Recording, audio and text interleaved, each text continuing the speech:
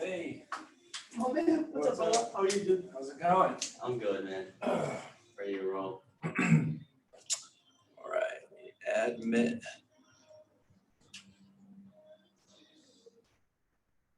Balake. What's up? How's it going, Tommy? Good. Good. Waiting for everybody to trickle in here. Get the show moving. You guys pull up your advance reports yet? Yep.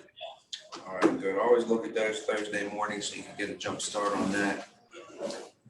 I had a belt down there. I already called her on my way here. She's gonna go. She's gonna call her friend, and I call her back up 1:30 for Well, Sam, I gotta stay close to that. Nah. Did I have to? My eyes. What? Are we even making Tommy? Shut the background off. I don't know, dude. It was like bothering my eyes. Like my eyes were adjusting. Yes. Yeah, we able to just Oh, make yeah. a black screen. Yeah. For some reason, I don't know if my eyes were just trying to adjust to both, but when I was looking at it, dude, my eyes were hurting. So I swear. It's my pen. I don't know which way you were gonna go. So. Yeah. You gotta use that new supplemental discount card. No, I just. Get you some of those I glasses. just don't have time. I don't have time. Pretty cool.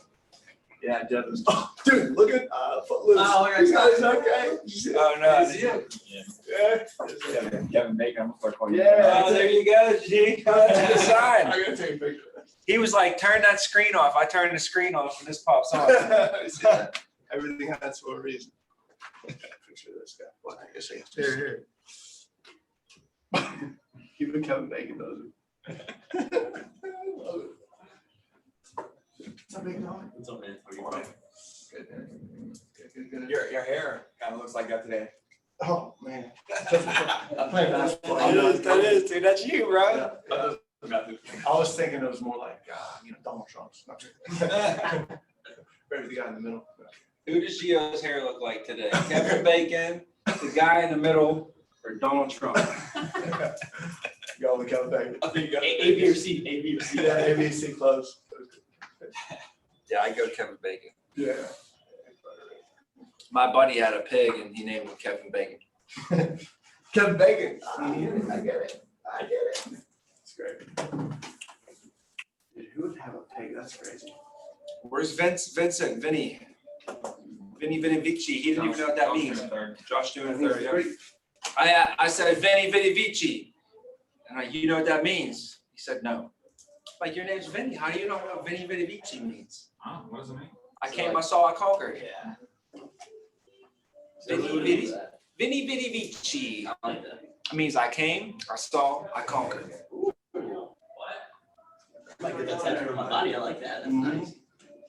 That was Alexander the Great, right? Yep. Alexander the Great. So before we get started, I was just gonna get an opinion. I was looking at couches for out there, and the same place that we got the couches for the lobby Yeah, has couches that we can get. nice. And Ready to match? they actually have the same exact couch that we have in the lobby, that gray one, and they have those gray chairs, Wow. right? And if you guys think we can just keep the same exact one that's in the lobby and put it back here in the lounge, or is that too much, right? That couch in the lobby is comfy as hell. I know, it is. It's very comfy. So they have the same couch though, in brown leather type. I'll show you here. Love the leather. Like something in your office, like that type of leather. Yeah, that exactly. Just on that. Yeah, I like that. Yeah, so It's a good stuff. maybe even Austin can give us some input on this too here. Yeah, I it's definitely the woman best.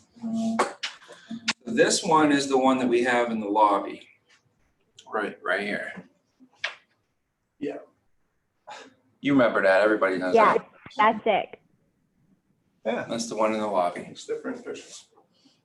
And they have another one that's the same exact, it's a Chesterfield. Chesterfield, I know exactly what that is. Those are Chesterfield couches? Oh, this is a Chesterfield, yes, sir. It's not a Manchester, it's a Dude. Chesterfield. Dude, Ooh, I like that. That's No, something different. I was gonna get the same one in gray. Where are you putting it, Tommy? Does it have, they have it 100%? Yeah. Okay. Yeah, I like that. What's that, Blake? my office. Where are you putting it? In the lobby? It was gonna be in the lounge. When you come out of the group room, we have a TV on the wall over there. Yeah, I was gonna say that would clash with the gray and gold in the lobby for sure. That brown. Yeah, that's why I think like we could either think when you walk in, you'll see all the gray and the gold in there, and then you walk around, you come around back, and then you can see more gray. We could just keep it all gray, keep it all the same, or you come around back and we have this couch with two matching chairs as well on each side. So it'll be a couch in the middle and then two chairs on each side, and then we could have, like in my office, I have that little square thing that flips open. It's like you put your feet on it, you can sit on it. That can be in the middle, and we can keep the controllers for the TV and the PlayStation or whatever we have to be inside of that, No Xbox fans in here, huh? Yeah, we're working on Xbox, there's no, you guys don't go. Japan. But anyways, is there a vote here or what? So we got this or the gray? Gray or the brown? Those are the two options I found. There's more options out there. There's a whole world of couches. These are the only two that I found. Keep it different. Is the brown one the leather one? Yeah. Yeah, it's just in the brown. It is nice. It's pretty Yeah, nice. yeah. It'd be classic. And it's separated from that stuff up there, so you won't Different, really tell. Yeah. Yeah. And the floor would match it perfectly. The tables would match it perfectly. We'll throw a gray rug underneath it. Yeah. Ah, there you go. Plus the leather, baseboard. that's like more the lounge area too. Yeah. So like the leather, That's that's the other couch. ones like someone gotten this, there's something staying or some shit. Yeah, at least you can wipe the leather. That's a Yeah. good point. That's a good So I'm point. glad we got that situated. I'm gonna try and get that maybe before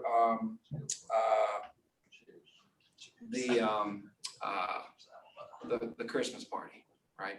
So Christmas party, that'll be fun. Definitely use it as an opportunity to maybe have some of your people, if they're like mom and dad are important for them, or their spouse is important to them. This is a chance to definitely, they might feel like, should I bring them? Highly encourage them to bring them. I'll bring them. Of course you got to bring them. That's what it's there. That's what it's for, is for you to bring them. That's why we're having it. But we're gonna have some fun too. And Should bring a ping pong table here. yeah, well, I might buy one by then for the office. If not, we'll bring the ping pong table up. And I want to try and get a lot of the stuff set up before the Christmas party. I want to get some high top lounge tables out there with some bars, you know, you could sit at, and, you know, we'll just have them forever, but that'll be like the Christmas gift for the office type deal, you know?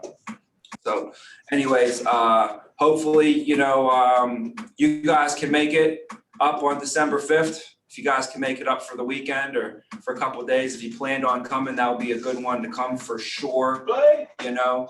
And then encourage your team, if you have any virtual people. That Jan's coming up. He's gonna come up. Matt Jan's good, that's the time, the 5th. Oh, yeah, he's gonna come up like the Friday before. All your virtual people, Gia, all your virtual people, right? Tell them to come on up, right? I don't know how Ooh, smart, yes. big social gathering, you know, with this going on, but we'll just traveling. we'll just tell everybody social distance or something like that. Traveling like Trump. Come here. We all right to do that? You guys cool with it? Halloween mask it up. I'm cool with it. Okay. We gotta probably hide it from Rich, I'm sure. Yeah. I'll come up the 30th through the 14th. We gotta send people in like by 5 or something. We'll Like, figure where it you all think you're going? With like 30. Yeah, but it's on a Saturday, like that Rich ain't gonna be here. There you go. You So- ever Rich crawl out of the wall? Yeah, she loves you. So, did you guys see that Jackie sent out an ALP report? I did. All right, make sure you always look at that. Okay, what's on here should match what was uploaded Monday by 9, right? So trials don't count toward that. Trials, Trials that went through and got approved, we sent the COD through. No. no, that won't be on here. This is the ALP report that was from sent off business for the week. Okay. You know what I mean? Yes. So it tracks that. Okay. So kind of whatever you uploaded Monday by 9, technically should really be on this report and be sent off for the week, right? And be on your index. And yeah, because if you find you're uploading 40,000 on Monday and 30,000 is getting sent, there's an issue there, right? There's, I don't know, they're reporting business that should have been trowed, or they're selling to bad banks and it's getting telecheck rejected, you know? If you're getting a lot of telecheck rejections, check where it's being sold, if you're getting a lot of trials, then that should have never been reported in the group. We should have noticed that in the home that it was a trial already, right? So just keep an eye on that for trends and stuff. If you have an agent or a team that's always, you know, reporting business, but then you find out you reported 10, how come 4 was on the report? Oh, we had to trial 6,000 of it. Well, why'd you even report the 10? I mean, you must literally not know what you're doing.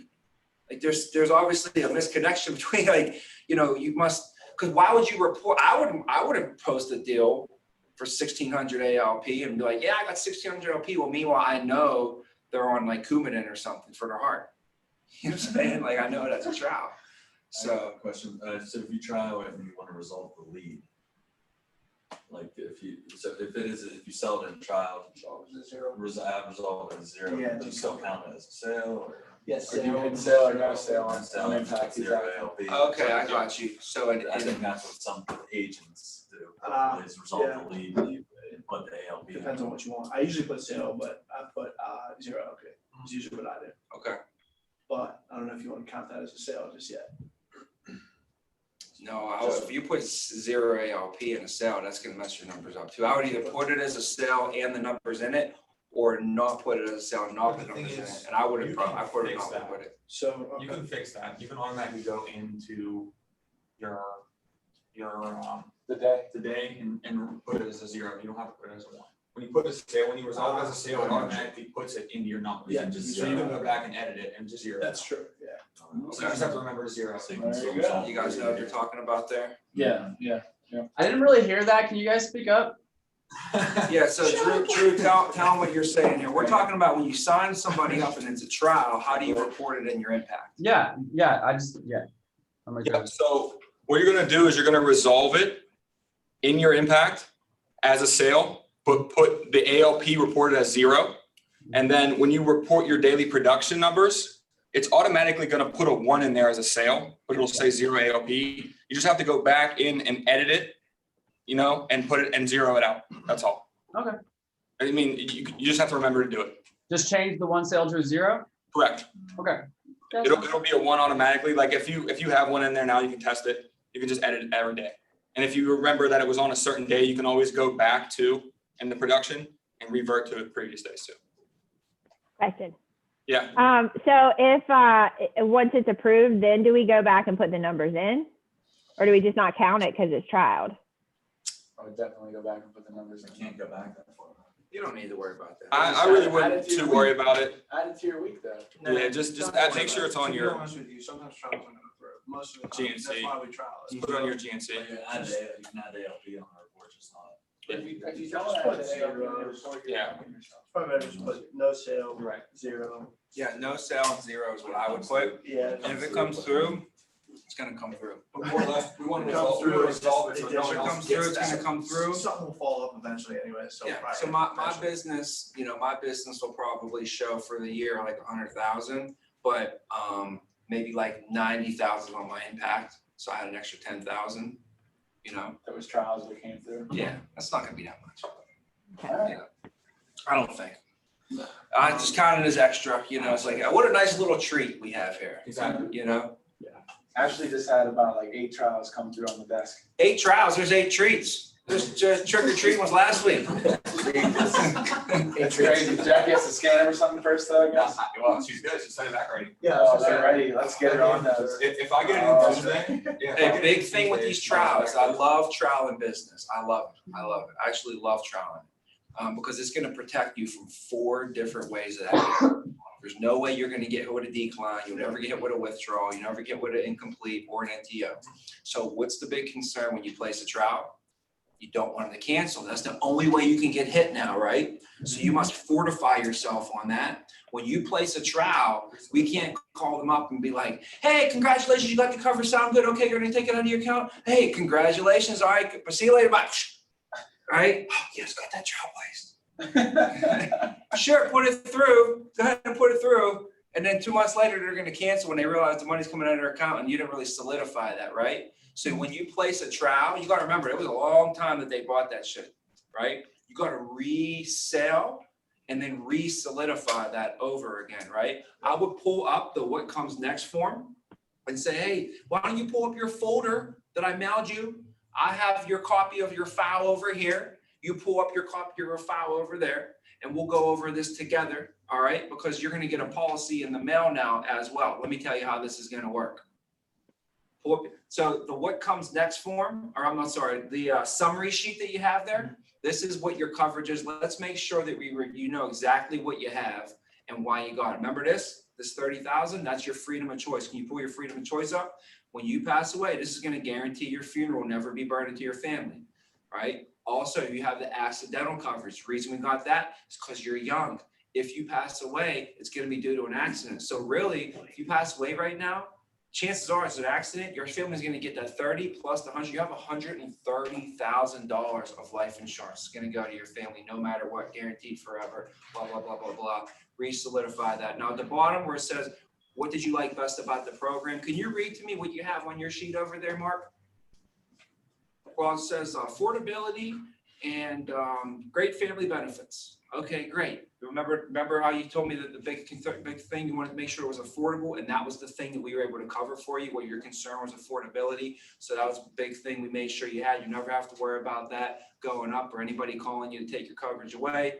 And also the family benefits. What was it about the family benefits that you like most? I think you told me it was making sure your kids are never going to be burdened with this, right? So this is mainly for who? For your family and for the kids. Remember, Joe, this is the only thing where you could set aside the least that when you need it the least, but it's going to pay your family the most when they need it the most. Most people don't plan to fail. They fail to plan. And that's why we put this plan in place for you and your family, Joe. You're a smart man. And that's why you put the plan in place, right? So we'll make sure we keep this in place forever. Now, let me just go over this with you. Some really important information I need to go over with you right now, okay? This program, is not a short-term fix. This is a long-term solution, remember? So, I just want to make sure that this $134 a month, which is basically just like $20 a week, less than a cable or cell phone bill. I just want to make sure this $130 a month is comfortable for you, okay? I just don't want to obviously we don't want 2 or 3 months go by and then you give me a call and say that you have to cancel or something like that. So I want to make sure that what I'm doing for you is whatever. I want to make sure I'm doing the right, whatever solidification says, and then I'll wrap up the solidification with the promise deal. if you could remember, Joe, I know it's a while ago, but I take, obviously I take this into consideration. I know, seriously, we made a lot of promises to you. Okay, basically we're promising that no matter what, on one of the worst days of your life, our family, our company is going to be there for you. Okay, and what I need you to do is just make that promise back to me. And I just need you to promise that no matter what, that you keep this program in place for your family, because things are going to happen. The roof may blow off the house. The kids they're going to want to go to get a car one day, and might have to get tires, the water heater. You're going to go on vacations. Christmas is going to come around every year. You're going to do everything you can to make sure all that stuff happens. Okay, but no matter what, we need to make sure that we keep this program in place. Because out of everything you ever do for your family, all the Christmases, all the birthdays, all the vacations, everything you have done for them and everything that you ever will do for them, this decision that you made here today is by far the best and the most important thing you could have ever done for them. So I just need to make sure that, no matter what, you keep this program in place, because as long as you keep your promise to us, I guarantee you we'll keep our promise to you, and we will be there for you and your family like we have for the millions of other families that we service on a daily basis. So Joe, can I get your promise you'll keep that in place no matter what for us? Okay, now, hey, if I ask you real quick, how long do we got to keep this in place, Joe and Mary? Forever, that's right. Okay, great. We can, all right, perfect. So that's how you bring it down. You can have fun with them, but you have to get that little seriousness in with them. And that's how I'll be placing all my trials. And if that doesn't work and they still cancel, I'll start adding more to it. I'll put some more toppings on it. I'll just take it overboard with them. You know what I mean? I'll send them a letter in the mail saying, all right, now I'm going to send you a letter. This is to say that I will never cancel my life insurance letter. Okay. And at the bottom, I need you to sign it real big. All right. And that's going to be your vow. You're never going to cancel. I don't know. I'll try everything I possibly can if they still keep canceling after I just delivered that to them, So just keep in mind, if you do get these trials, don't trust your agents to place the trials. That's something I would not do. I would not give Marvin his trials and tell him to call and place this. I would call and place it with him, with Reich, and with Marvin, so everybody learns how to do it. And until Marvin can place it like you can place it, he don't place it. Right? Okay. So like when Elise gets on Blake, when Jackie gets on Austin, and Gio, and Austin might not be the best at it right now. So you might have to do them with Austin first, and Jackie or whatever, until she can do it, boom, just like that. And then you don't got to worry about it again. That's how you develop people.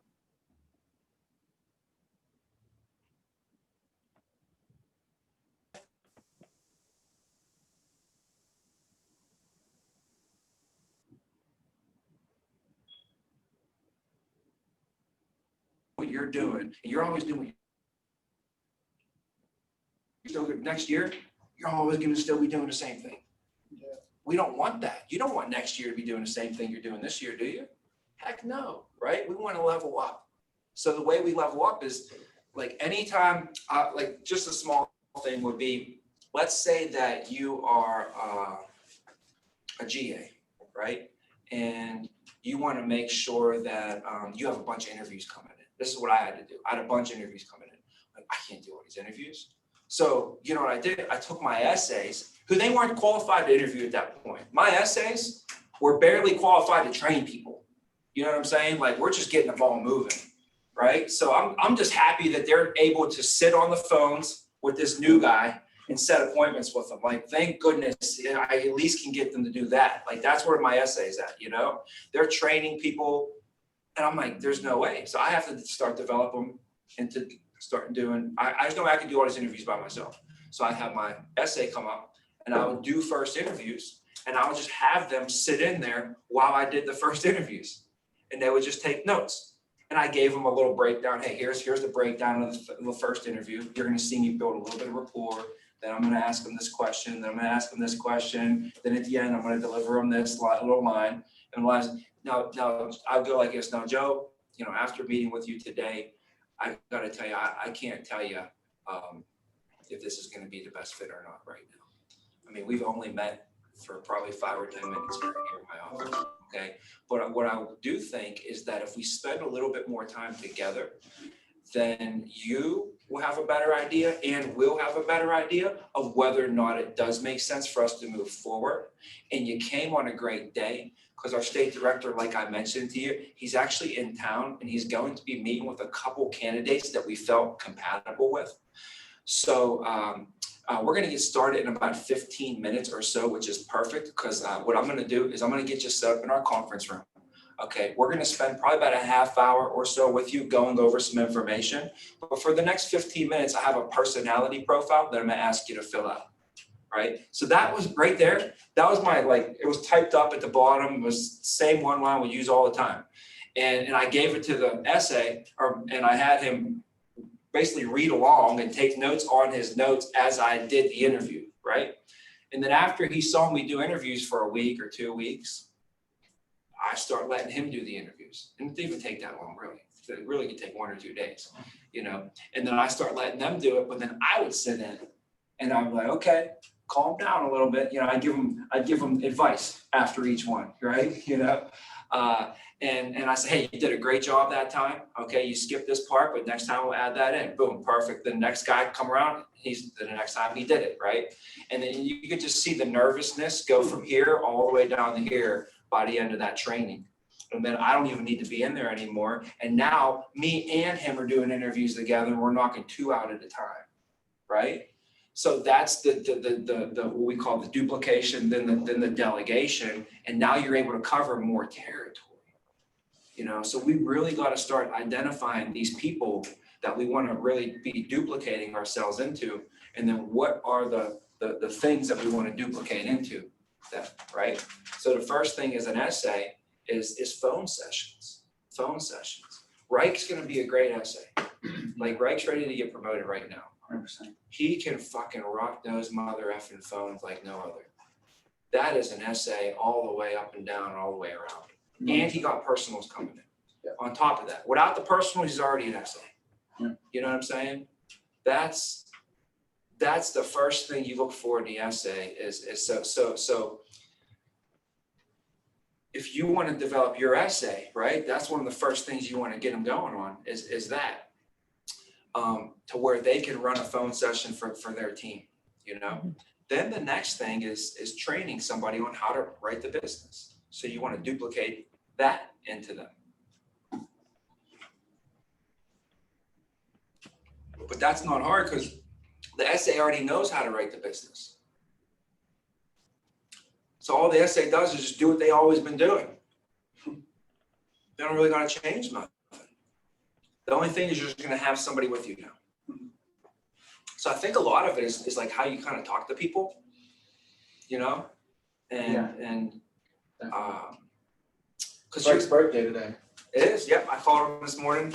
Yeah, Okay, yeah, so. I tried to buy him Starbucks. He wouldn't let me, so I told him I'm gonna get him dinner at least. Yeah, I tried to get him food, he doesn't want me either. Yeah. He's like, I'll just eat later, dude. So we just have to do I'll see about getting a cake or like calling in a cake order in the morning, a cake for picking it up dinner during one. for phone session. Yeah. He's Yeah. loving the beer tonight. He's got dinner with his parents. Oh, okay. All right. Well, then forget And then just that. bombarding him in the kitchen, like, happy birthday. He'd be like, oh, you know, like, oh. You have to, 100%. Yeah, definitely. For sure. You know, but you're going to be repeating yourself over and over and over. Okay. And you got to enjoy it. You can't get sick of it. Mhm. You got to think like Tom Brady's not sick of it. He's not. Right. You got to think he doesn't get sick of it.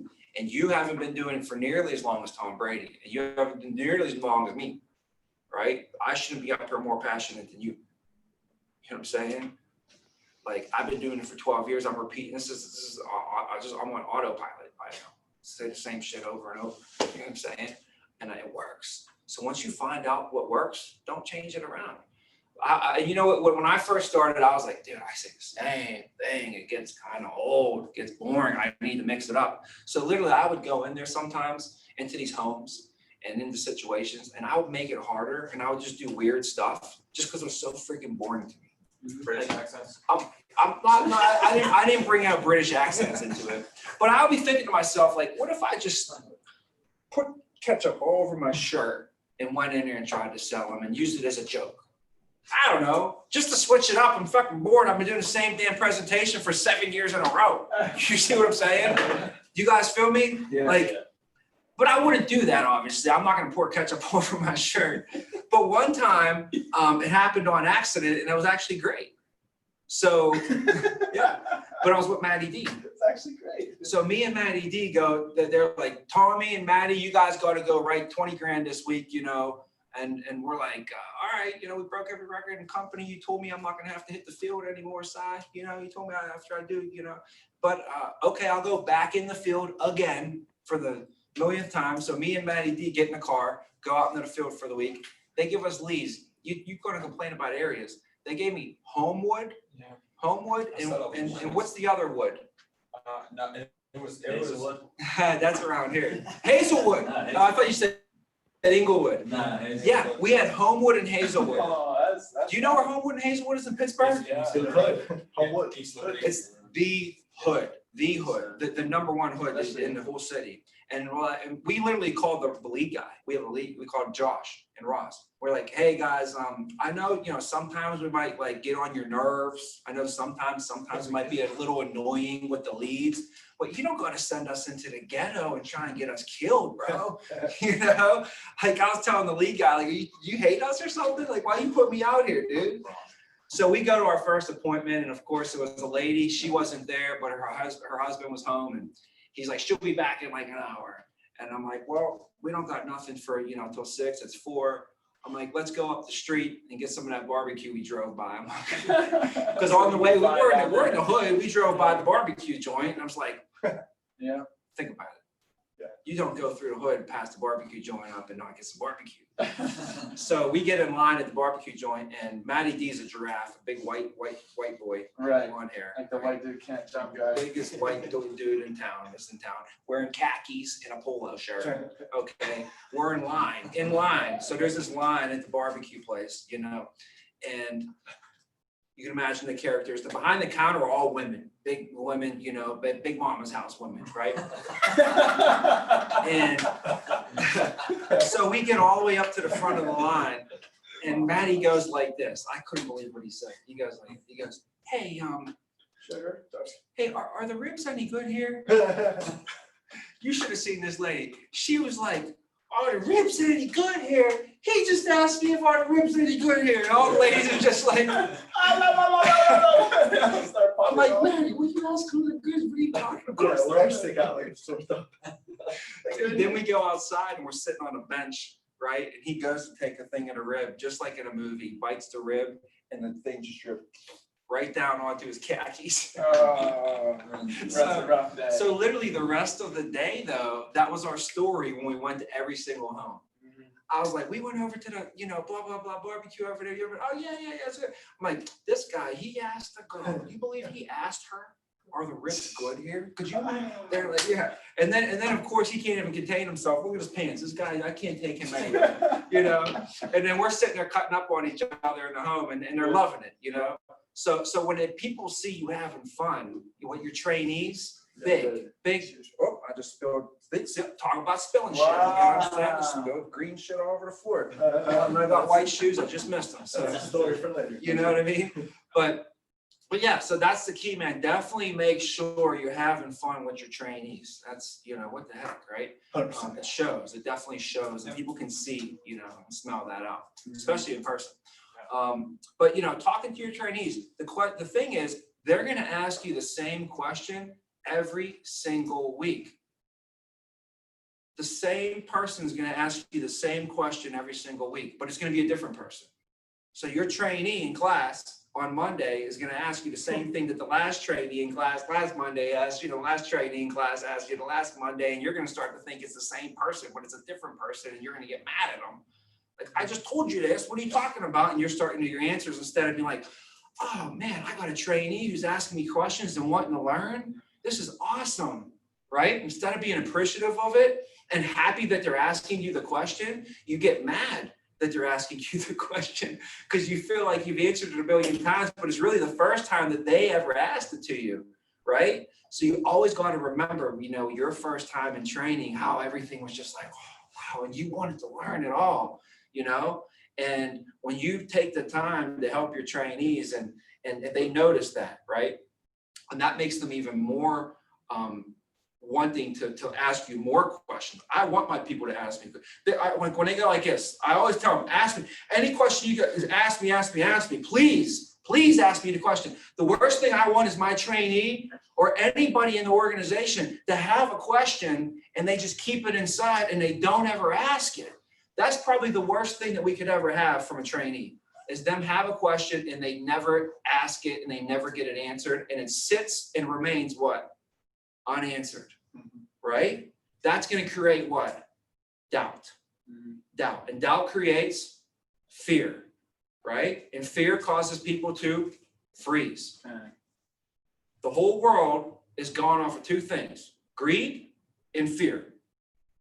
Everybody acts on greed or fear. The whole stock market is greed and fear. That's what everything. You're going to sell it or going to buy it based upon greed and fear, right? So we want to encourage them to ask questions. You know, I tell them, any question, just ask me. And so I love when people are like, Tommy, I got a lot of questions. I'm going to ask you a lot of questions. I'm going to be like, you know, I apologize. I'm like, no, please, I love it. Ask all the questions you want, you know, we'll get them all covered. So I think that's a big thing is your trainees not asking questions because they're afraid or something, and it just slows down the whole progress. And remember this, guys, you don't want to be 3 months from now replacing your 3 agents, and then 3 months from now replacing the 3 agents, and then we're just here just replacing the agents, right? You want to get an agent so that they can stay and be here forever. And some of them might not hit the ground running, but if we can facilitate a situation that shows that, hey, you plug into this system, okay? And you everybody starts wherever. They always all start here, but when you do the system, you always end up all the way up here. And some people move faster or slower, but it's pretty much a guarantee that if you do the system over time, you're guaranteed to get there. People go to school and pay money to go to college, right? So they can feel like they're learning and growing. So here, they come here and they might not pay us money, right? And how about this? What if they don't even make any money for a week? What if they don't make any money for a month? You know, it's better than paying money. When I went to college, I didn't make any money for a month. I didn't go into the college all pissed off. Yeah. In fact, I went in there and wrote them a check with a smile on my face for the next month. That's what people are doing out there. That's right. They don't go to school. They go to school for a month. The school don't pay them no money. They actually pay the school money, and they're happy to do it because why? Because they feel like they're growing and they're getting somewhere, right? Yeah. So if you get some people in here, okay, that maybe they don't get it at first, or maybe they're young, look at them like this is a 4-year degree, Yeah. right? And if we got people thinking long-term, thinking 4-year degree, all you got to do is graduate, bro. Yeah. All you got to do is graduate. Yeah. Then it's not as bad, but we're looking like, and it's horrible they don't make any money. We got to make sure people are making money, right? But if they don't make money, right, and they are growing and they see that, if they're cool with it, that's okay. You know what I'm saying? We obviously don't want that, but just mentally just think, if we have a good situation that facilitates people's growth, and we know, and they know that if they plug into this, they're going to grow and go somewhere, then they're going to stick with it for 4 years and not be as concerned with the ups and downs of a week or a day as much, right? So we got to make sure people are tied to more long-term goals, right? So what's funny is that about 2 months ago, we planned out next year.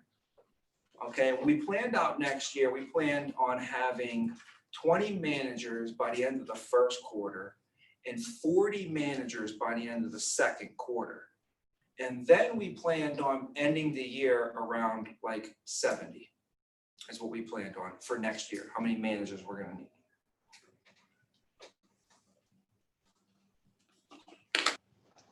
So then the other day, I went into the I went and just grabbed a piece of scratch paper and I looked at what's going on. And just thought, this had nothing to do with the 2 months ago. I just said, let's see what we can come up with here if we really do this and grow this and do it the right way and where we're heading and based on who we have and what's going on and everything. And I just started figuring stuff out. And I came up with, by the end of the second quarter, by July, for us to have 40 managers. And then when I did this, I was like, you want to know what? We figured this out 2 months ago. Let me go back and see what it said 2 months ago in the notebook. And guess what it said? 40 managers, right? So 2 months ago when we planned it out 40, completely forgot about that. I erased that out of my mind and went into a brand new plan. And the same thing, the new plan, I opened up the new plan, opened up the old plan, and I'm like, wow, pretty darn similar. So we're still on track for this. And I'm not gonna just sift through all this and find you where I pulled up the notes and everything. But then I went ahead and looked at how many leaders that we're gonna need to have, like how many MGAs, how many GAs, how many SAs, all of that. So we had to look up that too. And here's what I come up with here, all right? Is it looks like right now what do we got? We got about 3 active, like 3 MGAs that are reporting numbers. There's like Casey, Gio, and Josh. Those are the MGAs, right? And then we got the GAs. Who are the GAs? We got Austin, we got Vince, we got Drew, and Ryan Haynes right now. We have SAs would be Blake, Tommy, Matt, Nolan, Melissa, and is that it? Casey don't have anybody yet. Okay. So we're probably around 10 or so solid managers right now. 10 solid managers. By the beginning of the year, we are projected to be around 20 if we can get people promoted in the first quarter. Basically during the first quarter. So not really by the end of the year, but during the first quarter, we want to be at 20. During the second quarter, we want to be at 40 managers. During the third quarter, 70. And during the fourth quarter, 100. It takes a good 3 months to develop somebody into a manager after they're released, typically. So like, let's say you want Elise to be a leader. Elise would get released in March, and in November, she'd have like November, December, January. The earliest we'd be looking for her promotion would probably be a February promotion for us, for Elise, someone like Elise, right? So if you got your eyes on like Andreas or somebody who's stepping up, right? Then it's gonna take them a good 3 months to get that going, right? So look at your people, and right now, can it be Dalton? Can it be Ellis? Can it be both? Right? I got them both written down, right? Like Reich, I told Reich, I met with him, I said, Reich, you're pretty much gonna be an SA. Who would be your top people? Will be Marvin and Faith right now, right? So let's develop them. If they're really down to ride, then that would take them a good 3 months. So I said they'd have to do like 8,000 this month, 8,000 next month, 8,000 the following month, right? And I figured it out for Reich, guys, that check it out, ready? If you add these numbers up, in November, if he did 8, Faith did 8, and Marvin did 8, they do 24, right? But he also has a new guy coming in training this month. He told me Brian, Mondragon. Yeah, Brian's brother. So let's say Brian gets trained up in November, right? In December, Brian writes 8, Faith writes 8, Reich writes 8, Marvin writes 8. Now they did 32,000, right? Mhm. And then in December, he said he had somebody else coming in. I don't know who it is. Do you know? Was It's it probably his other brother that we just. a chick, or was it Alex maybe? Alex, yeah. His Alex is name his Alex? other brother. I know it was Alex or Alexa. So it's Alex, okay?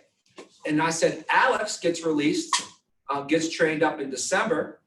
So then Alex, in January, Alex writes 8, Marvin writes 8, Brian writes 8, Faith writes 8, Reich writes 8. Now you guys wrote 40,000. So if you write 24 plus 32 plus 40, what's that equal? 92,000. 92,000. I said, what do you need over 90 days to get promoted? 90K. 90K. So you can be a GA by February or March, and then your people, watch this though. If Faith writes 8 in November, December, and January, what does she just write over 24 over 90 days? So she's able to be what? That's it. Essay, right? So for him, all the numbers are playing out perfectly, that if he executes that game plan, his 2 people, Marvin and Faith, will have 24,000 over the next 90 days, and they'll both be essays. And he'll have his 90 over, and that's just him doing 8,000, right? He'll have his 90 by, he'll be a GA. Boom. See that? Mhm. And the numbers are right there for him. So that was just in our little, FBLA the other day. He was asking me some questions, and we kind of broke that down. That's kind of how our conversation went. I was like, it's perfect. So then I said, all right, here's what we're going to need now to have 100 managers. We're going to need 10 to 15 MGAs by the end of the year next year.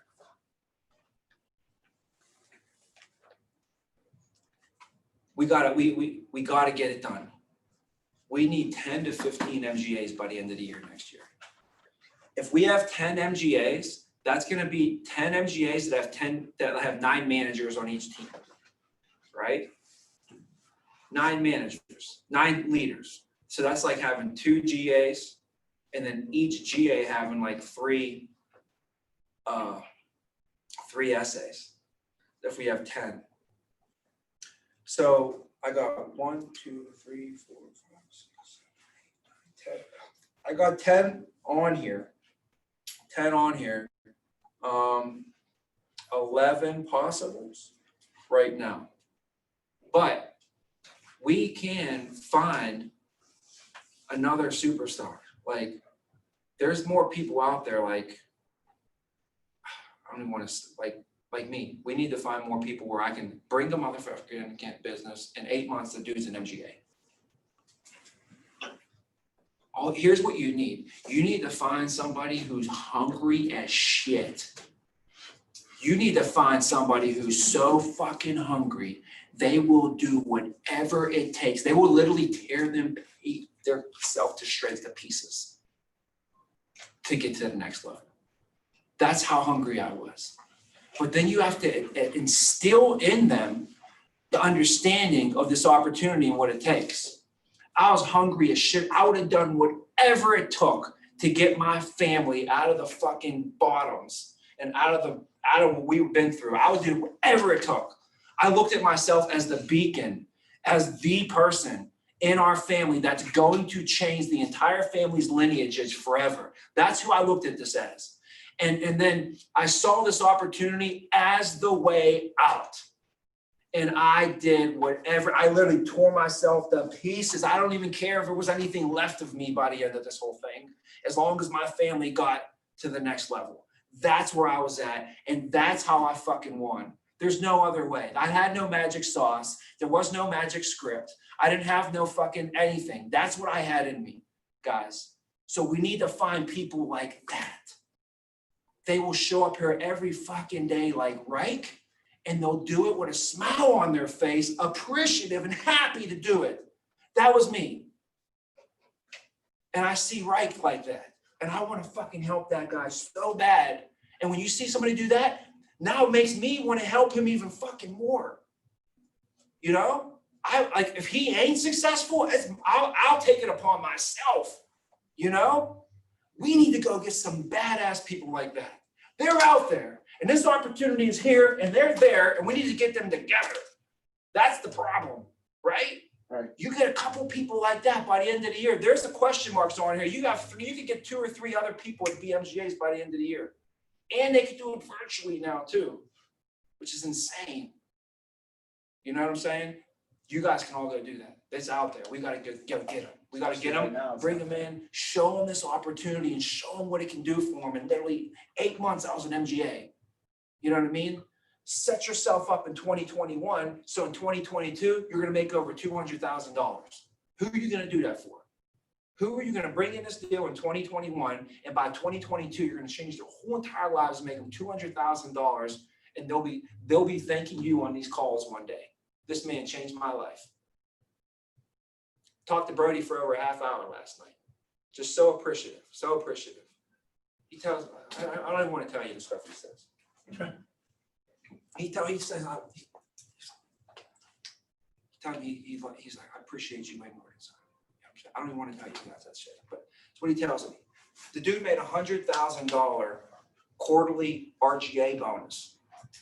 The $70,000 one was cool. Last one was 100. What is that? Like 50% of your growth? 15. 15% of your overall growth. Don't if you have more MGAs, do you want to be your percentage is higher? Oh, You get RGA, you get more percentage. Yeah. So the way it works is on your MGA team, you're gonna get 15% bonus on the growth. But then if you're an RGA, your MGAs are gonna get 15% bonus on their growth, and then you get whatever they get. That's bad. Yeah. So, yeah, that's how it works. You're recording this, right? Mm-hmm. That was fire, man. Yeah. What was? Fire. The whole fucking the rant about finding those people. I mean, that's it. That's it. And what you did to come in here and how you thought about it. I mean, that's just took me back to when I took the same leap. You know what I mean? Trying to change the family's lineage, stuff like that. That's it right there. Mm-hmm. That's it.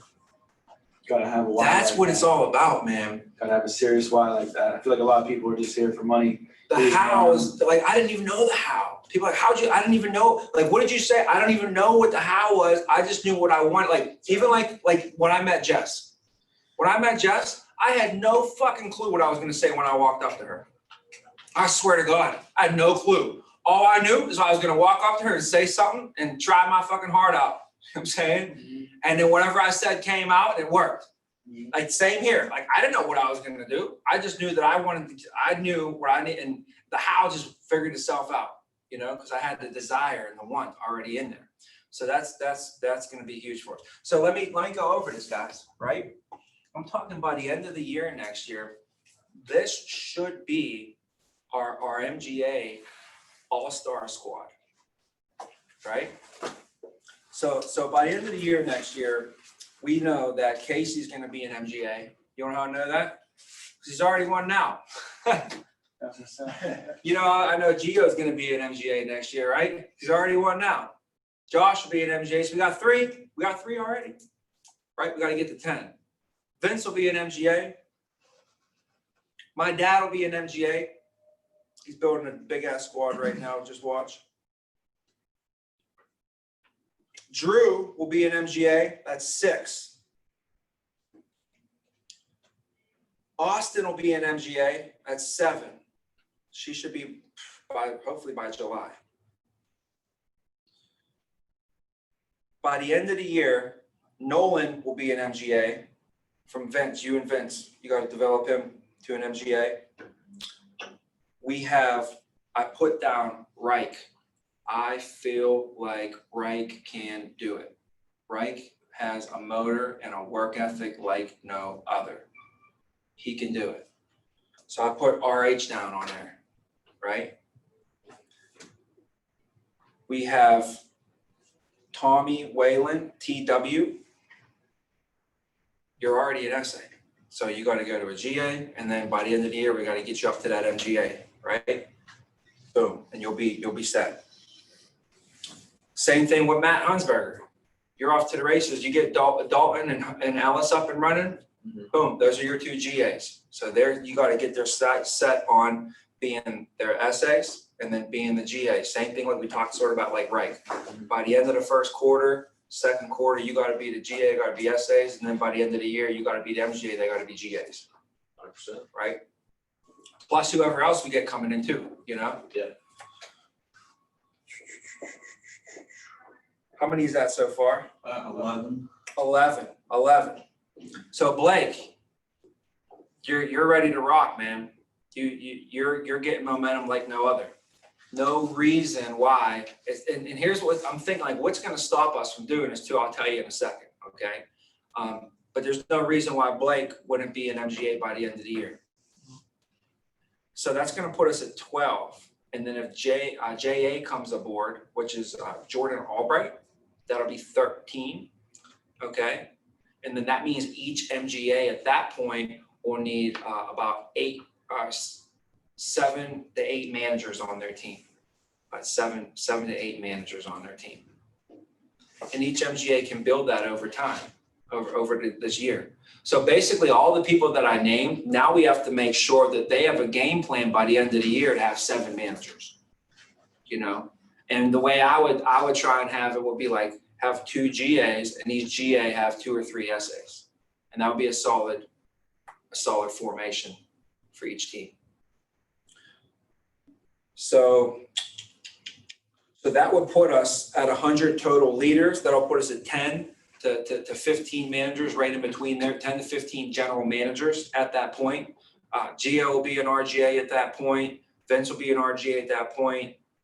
Josh will be an RGA at that point. Casey will be an RGA. My dad will be an RGA. So we'd have 4 or 5 RGAs to help us run this deal. And then the GAs, we'd have to have about 30 GAs and 60 SAs.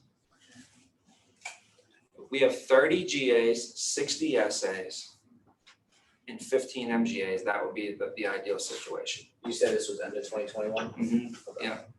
Our ultimate goal would be to be 15, 30, 60. But we can still get away with 10 MGAs by the end of the year.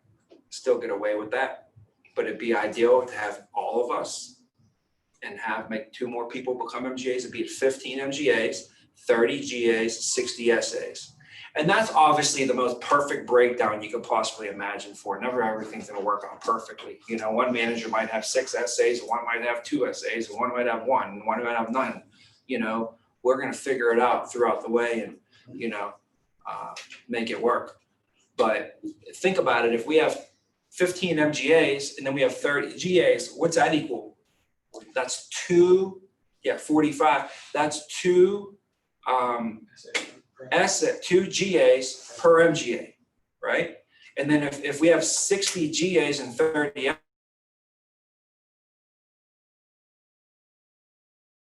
2 SAs per GA, and that's a perfect, you know, formation, I call it. So through this course now, you guys got to think, what is it going to take to become an MGA, guys? It's going to take, I mean, we already know it's going to take everything that we got. So when you're on your way up, like Vince right now, you got to think like, you know, anytime you're a GA and anytime you're just trying to be an, you're going to make money, okay? You got to find a way to take all of your money and all your time and put it back in to get you there faster. So the thing is, on your way up, you don't make any money. You shouldn't want to make any money. You're growing your business. Think about anybody growing their business. If someone's growing their business, their first 1, 2, 3 years, they should make some money, but the money that they make, they have to take that and do what? Reinvest it, put it back into the business. So essentially they really don't make any money.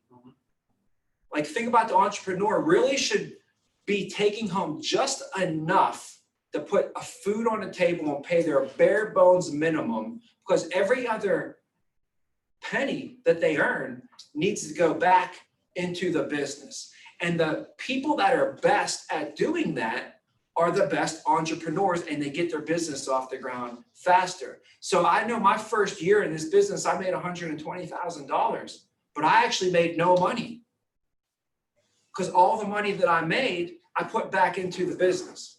In fact, I probably made negative money, for real. I made 120, but I also used all that money, put it into the business, and then I took credit cards out on top of all that. And then boom, after 8 months in the deal, I was an MGA. And in my second year, I cleared over $200,000. And what I could have did is I could have went and been like, let me take some of this money and buy some shit with it, right? In my second year, I took that 200,000 and I reinvested it all back into the business again, which was the craziest thing. Nobody did that. A lot of people in this business, they'll get to become an MGA and they'll start making $250,000 and they'll forget about the process to get there, or they're just comfortable. I don't know what it is, but why'd you get to $250,000? Why'd you get to 200,000? Some people get to 150 even, and then they just stop. They'll invest, and then they get there, and then they stop doing what they did to get there, and they just coast and they stay there or even go backwards, right? So what I did is I just kept doing it. So when I made 120, I invested it all back in and got me to 200. When I was making the 200 in my second year, I actually just kept investing it all back in because it's like, What are most of the things, of course, recruiting, resources, stuff like that, but is there other things that you would do that we really don't talk about a lot, like maybe like taking your guys out or like certain things about, like, what else besides the business resources would you? Yeah, I was number one business resources first of all, bro. So that's number one thing. Every week I was pouring tons of money into my business resources, buying myself time. The biggest thing was buying myself time. Buying yourself time, So when I start making 200,000 a year, I start thinking, wait a minute, dude, you're making $125 an hour or whatever it is. What's $250,000? $250,000 is 125. 100,000 is 50. Yeah, it's if you're making 100 grand a year, it's $50 an hour. If you're making 200 grand a year, it's $100 an hour. If you're making 250, it's 125 an hour. So I'm like, I'm making 125 an hour right now, right? I'm making 250 a year. 40 hours a week, that's 125 an hour. I need to take $15 of that and pay this person over here. And now I'm only making $110 an hour, right? But guess what I got? 40 hours of my life back. And then I took that and I went and turned that $125 an hour into $512,000 a year, which was $250 an hour. I literally went from 200,000 to 500,000 in 1 year. Strictly from what I just told you. Not taking any of that money and buying shit. I still lived in a shitty ass apartment. It wasn't shitty. I don't know why I would say that. It was a nice one. Gio lived in the same place. It was nice. I mean, it was a top floor, vaulted ceilings, 2 bedrooms, $1,600 a month, fireplace. It wasn't bad. I don't know what I was saying. It wasn't bad. But I didn't move out of my apartment. You think this guy's making 200,000. What's he still doing? Driving the same Chrysler 300. People were coming up to me asking me that shit. It's like, do you really make that kind of money? I see them announcing the money, but then you still drive the car and live in the thing.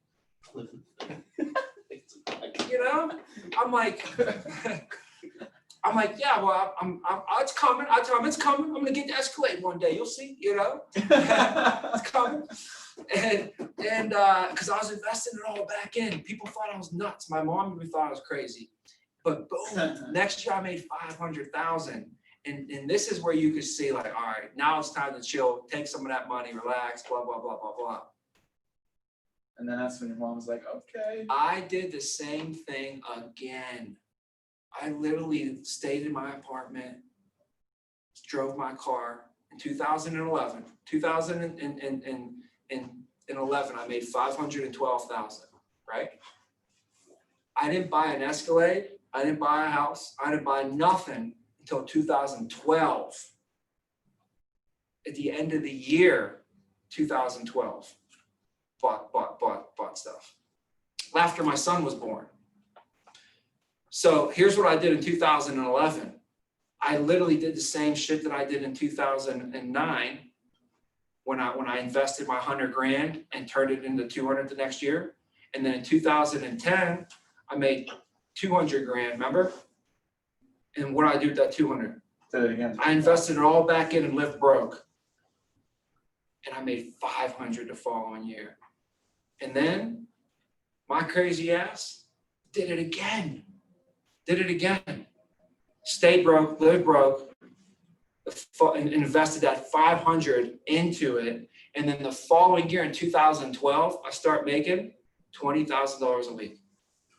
I made $937,000 that year. So then finally got the Escalade, got a house, you know, got my mom a car, got a Maserati, did all that. Then, boom, 1 year. But nobody saw what I did for 4 years, man. 4 years of doing it right. Because I believe, like, if you always do the right thing, I'm telling you guys, I just believe it, that you do the right thing, always invest, work harder. Dude, there's no way you tell me I put more hours in, I put more time in, I put more money in, I invested way more money, I invested way more time. You can't tell me at the end I'm not going to get that prize. And I just kept going and I kept going and I kept going and I kept going. I promise you guys. And I just had unbelievable faith, you know. And the best thing is that, you know, like the cool thing is you're invested into yourself the whole way. Right. That's the best thing about it. Becoming a better person. Dude, yeah, but people were like, oh, stocks. I didn't put a fucking nickel into stocks. I'm invested in the stocks.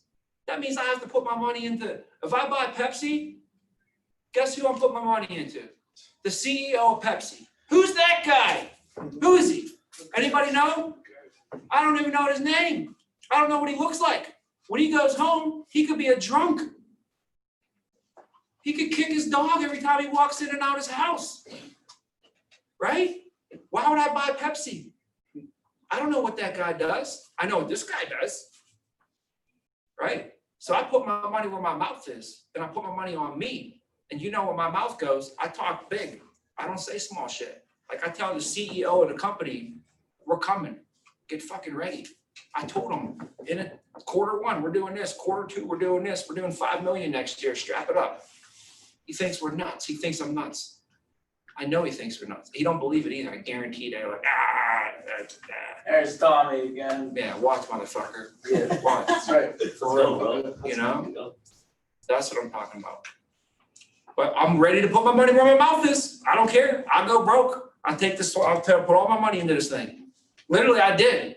Where do you think the leads come from? Like, I literally put all my money in, and but like, that's why I'm like, I hope they don't think I'm cheap because I don't got TVs in the big room. But it was like the one day it was an option. I could have got the TVs, or I could have got you guys a bunch of fucking leads, and I bought a bunch of fucking leads instead.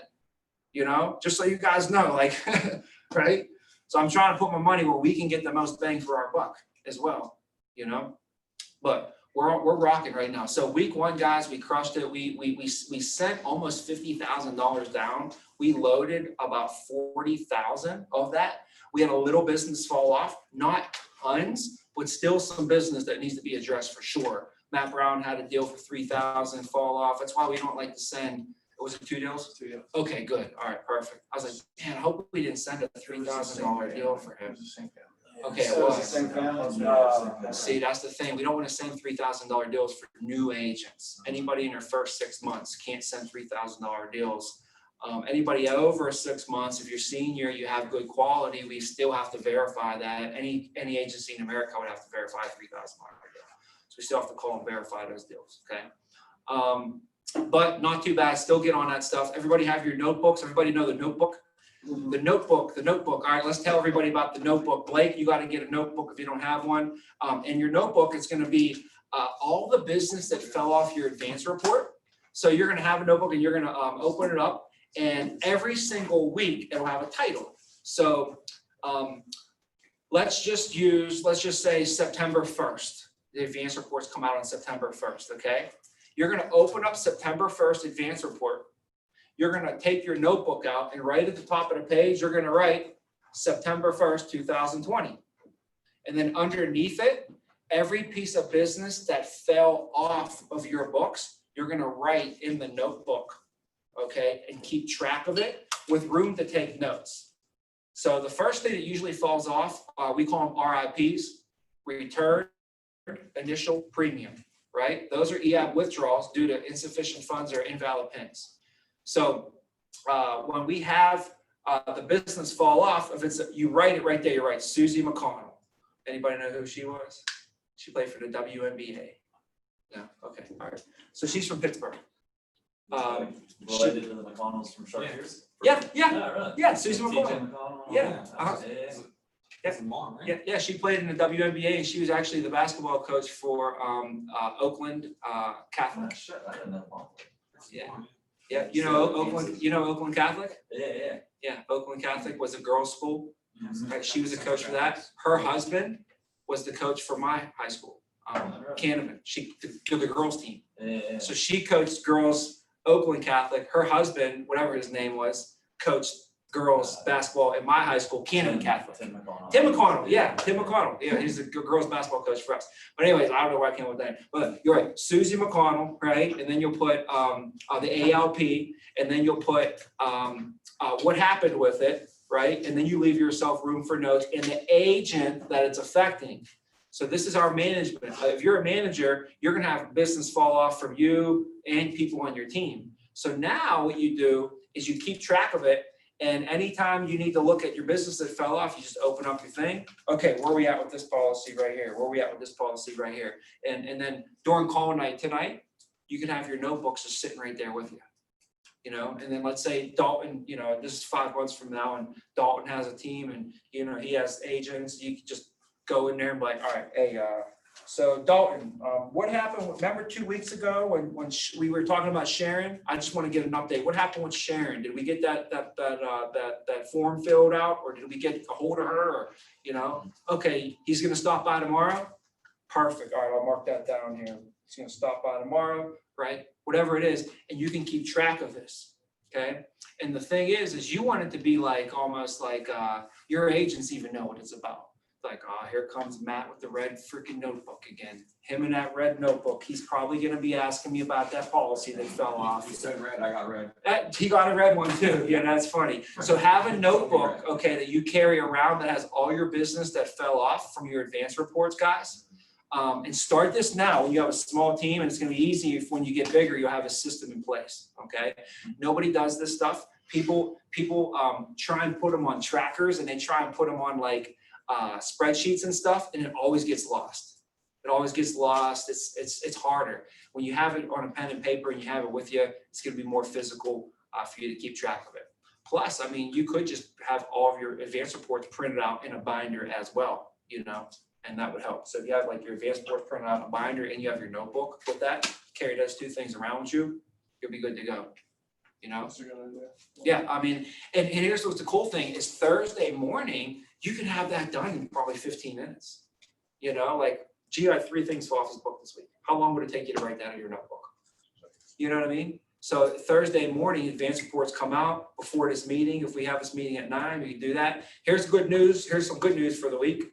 Good news for the week, guys, is we're going to change the schedule around. We're going to drop the leadership development meeting on Wednesday to free it up for recruiting. So we'll just bump the FBLA back to 9. I'll do the FBLA at 9 and get them done earlier, especially for people that are virtual. It'll be 10 if they're in PA, So Vince, big announcement, man. You're going to be really excited about this. No leadership on Wednesdays at 9 anymore, because it's right smack dab in our recruiting, and it's pretty much the last day of the week for the recruiting. Yeah. And Gio brought it to my attention and asked me, and I said, yeah, that's a good idea. Thank you for bringing that to my attention. Anything else like that too, let me know. Let's work together and get this schedule down to where it's even better, right? We got a good schedule, guys. We got a good schedule. We're getting it all in. We really are. But we can always tighten it up, make it a little bit better. So any adjustments along the way. But if we don't have a schedule, we can't make any adjustments to it. I'm glad we have a schedule, even if it's a fucked up schedule. You know what I'm saying? Then we can make adjustments to it. That's why it's good to have a plan, even if it's a bad plan, because then you can make adjustments to it. A bad plan is better than no plan. You know what I'm saying? A schedule is better than no schedule. So anyways, we're going to cancel the Wednesday 9 o'clock now. Okay. And we're just going to combine that into this, and we'll just kind of make sure we get it all done in our Thursday huddle like we're doing now, P&Ps came out. I was going to pull them up and go over them with us, but we'll maybe do that next time. But I'll just give some shout outs and stuff real quick. Yeah. On Thursday. What's that? We got our one-on-one on Thursday You got your one-on-ones for your P&Ps? with Josh. Yeah. Good. Did we just think, Peter, that was for the month before the summer? Yeah, I was thinking it went quick, right? Did. No. Did. How fast did that go? We went over PMPs, remember? And now they're out again already. New PMPs. No, we went over those PMPs at the end of the month for the last one, right? That wasn't a month ago. We were going over just the other day. We did not go over PMPs a month ago, 30 days ago. Yeah, it might be like 26. No, there's no way. There's no way. Remember, I'll tell you right now. last month Please was only really 3 weeks, right? We went over it on 10/28. What? I was gonna say, this is crazy, whatever's happening right now. We just entered a fucking slip space. I was thinking the same thing too. I was like, that's a pretty quick turnaround from last time we went over PMPs to this time we went over PMPs. But it definitely wasn't the Oh, yeah, we 28. did go over PMPs. We did. It was just the other day. We went over. I mean, I have it right here. Yeah, Like our remember, gross, we grossed 142, we netted 118. 83% we had. We went over. That was the MGAs on Monday. Yeah, That was the MGAs on Monday. That's right. yeah. Yeah. Okay, I'm talking about it as a management crew. Oh. You guys remember we went over last month PMPs for the whole management team. Remember that? Yes. Right. That was like early in the month after they came out. So I was gonna go over them for the managers. On Monday, we did go over them. Monday morning, we went over that.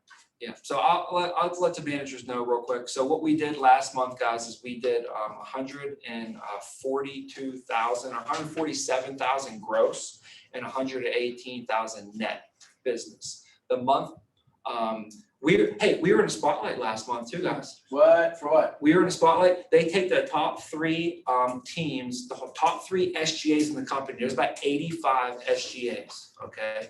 There's about 85 SGAs. And they take the top 3 SGAs and everybody gets a performance number. You have to hit this number. And whoever is over that number by the highest percentage has the highest performance factor. So we were over by like 190% of our performance factor, which made us the 3rd highest in the company. So we got some props last month and guess who we got beat by? We got beat by, in our category, we're in category 12. You got me by We're in home office. category 12, okay? The top 3 performing, number 1 for performance factor was Jesus Ramiro. He's number 1 in category 12. Guess who was number 2 for performance factor? Was Henderson and Gonzalez, right? Just that Spanish home office. They're number 2 in category 12. And guess who was number 3? We were number 3 in category 12, and we were the number 3 for performance. So what I'm telling you is the top 3 for performance factor in the company were also number 1, 2, and 3 in our category 12. Yep. Of course, the year that we go BSGA, they come up with this new Spanish division, and we're competing against Jesus Ramiro, who's doing all the Latin division for there, and then we're competing with the Spanish of Henderson, Gonzalez, and Williamson for the entire state of Florida. So if there's no Spanish, we would be number 1 in our category, basically is what I'm telling you guys as well. But we did get some props in that. But we were only 98,000 that month. That was for the month of August. September, though, we were 110,000 net. In November or October, we were 118,000 net. So we went up like 98 to 110, 110 to 118. So we're on a path of upward trajectory on our net production, okay? Submitting agents, we average 15 submitting agents for July and August. September, it went up to like 16, and last month it was 18. So we're averaging 18 submitting agents a week. Our goal we wanted to be was what? 30. 30 is our submitting agent number that we want to get to. So we did projections on Monday, and between Gio and Josh and then Casey, by the end of the month, we should be at like 38 submitting agents. We got to get them submitting business, okay? Management submitting is huge. Every manager got to submit on a weekly basis, or it hurts our submitting agent numbers as an agency, you know? So even if you're just submitting like $100 or something like that, make sure you're submitting on a weekly basis, and then make sure your people are submitting too. As a manager, we want to have 100% participation, obviously, every single week. They found that if agents, even if they don't submit a lot of business, as long as they're submitting on a consistent basis, they end up staying longer and becoming more successful than people that do the up and downs. You know what I mean? Like I could write 8,000 this month and go up and down, and then you can write like 6,000 and be more consistent, and he'll actually have a better chance of being here longer, they say. Because it's that Bought into the vision, that's fine. yeah, it's just more consistency, you know. So because that 8,000, he also has it's just 2 up and down periods. So anyways, they just did a little study on that. It's not that big of a difference, but it is big enough to where you know it makes sense for us to pay attention to, you know. Yeah. But what the numbers are looking like, guys, is we ended last month with about 40, I think it was like 47,000 or something load on our report last month. And boom, that skyrocketed our numbers and saved our month. It was huge, right? This month, we were off to a phenomenal start. We did another 40,000 today on our advanced report. So week 1, 40,000. We have 5 weeks, right?